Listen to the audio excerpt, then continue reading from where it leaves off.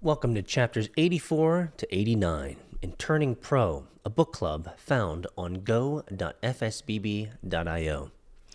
Today we're going to be getting into the professional trust, the mystery. And a lot of this is just the realization that our wins will come through our dedication and discipline to never give up. Let's get into it, guys.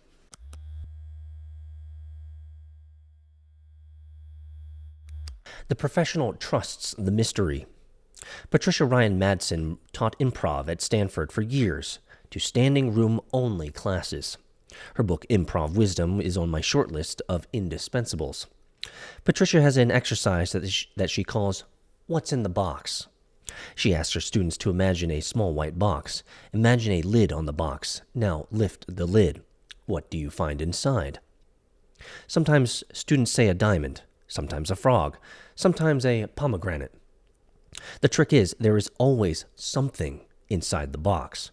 With this exercise, Patricia was addressing her students' seminal terror that they would get up on stage and draw a blank.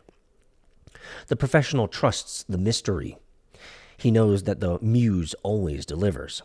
She may surprise us. She may give us something we never expected, but she will always put something inside the box. The following are 5 axioms derived from this principle that I work by every day. And so what I take from this, and what I've taken from this in the past, is show up every single day.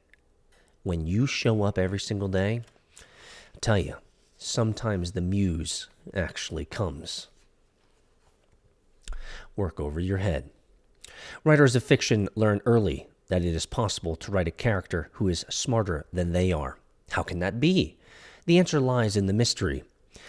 That place that they write from, or paint from, or compose from, or innovate from is far deeper than our petty personal egos. The place is beyond intellect. It is deeper than rational thought. It is instinct. It is intuition. It is imagination. If you and I cast Meryl Streep as Queen Boudica in our next Hollywood blockbuster, will we have any doubts that she can pull it off, even though she has never heard of and knows nothing about Queen Boudica?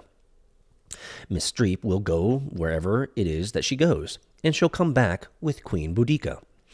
She will have become Queen Boudica. You can do it too. We can work over our heads. Not only can we, but we must. The best pages I've ever written are pages I can't remember writing. And that's true.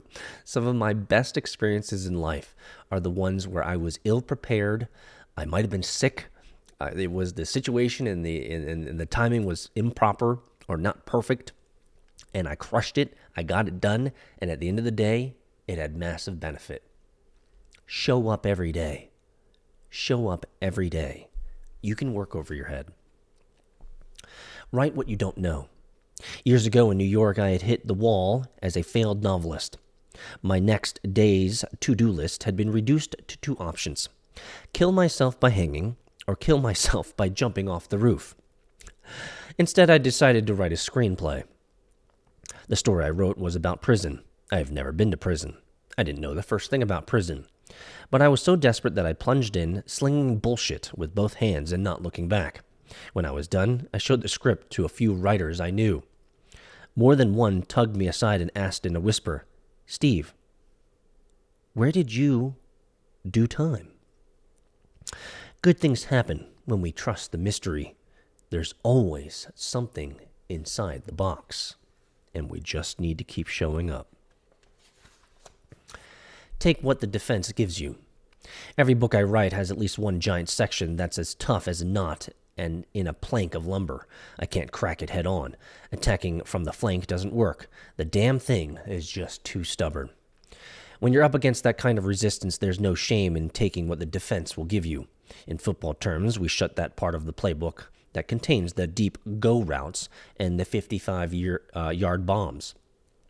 We turn instead to the section that has the short slants and the 3-yard dinks into the flat. 2 key tenets for days when resistance is really strong. Number 1, take what you can get and stay patient. The defense may crack late in the game. And number 2, play for tomorrow. Our role on tough nut days is to maintain our composure and keep chipping away. We're pros. We're not amateurs. We have patience. We can handle adversity. Tomorrow the defense will give us more, and tomorrow we'll take it. There's a third tenet that underlies the first 2. Number 3, we're in it for the long haul. Our work is a practice. 1 bad day is nothing to us. 10 bad days are nothing. In the scheme of our lifelong practice, 24 hours when we can't gain yardage is only a speed bump. We'll forget it by breakfast tomorrow and be back again, ready to hurl our bodies into the fray. Play hurt. The amateur believes that she must have all her ducks in a row before she can launch her startup or compose her symphony or design her iPhone app. The professional knows better. Has your husband just walked out on you? Has your El Dorado been repossessed? Keep writing. Keep composing. Keep shooting film. Athletes play hurt. Warriors fight scared. The professional takes 2 aspirins and keeps on trucking. Sit chilly. Sue Sally Hale was a famous equestrian and teacher of horsemanship. She had a phrase that she drilled into her students' head: sit chilly. If you and I are riding on a steeplechase, we may find ourselves at the gallop atop our 1,000-pound or 1,200-pound hunter jumper, approaching a stone wall that looks like it's 15 feet high. Dire thoughts may enter our heads at that moment. Trickier still, the rider's seat, meaning the way we sit in the saddle, is how our intentions are communicated to the ultra-sensitive mount beneath us. If fear and uncertainty enter our minds, our horse will know instantly. At that point, anything can happen. Sue Sally said, sit chilly. She meant not just be cool or stay composed. She meant maintain your seat.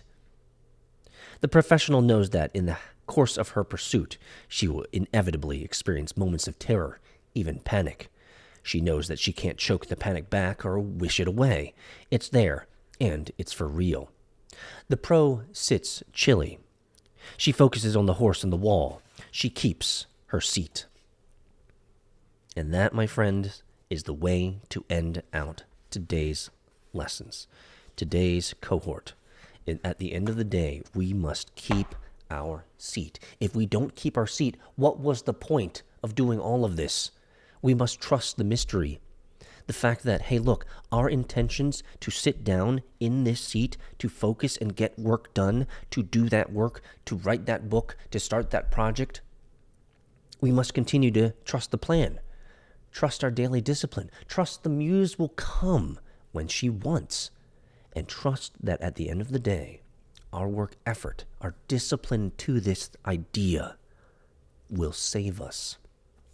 So, 3 questions to finish us out today. Number 1, where do you need to have more trust in the mystery and the unknown? Number 2, what fears do you still grapple with? We've been through many days together here, and certainly none of us are fully healed. We still have trauma, we still have suffering, and we still have dysfunctions. So what fears do you still grapple with? What do you need to get over? Let us know so that we can help you. And number 3, how can we help you stay the course? Stay in that discipline. How can we ensure that you are as disciplined and are as consistent as you so espoused when you began turning pro? Let us know in the community, and I'll see you guys there at go.fsbb.io.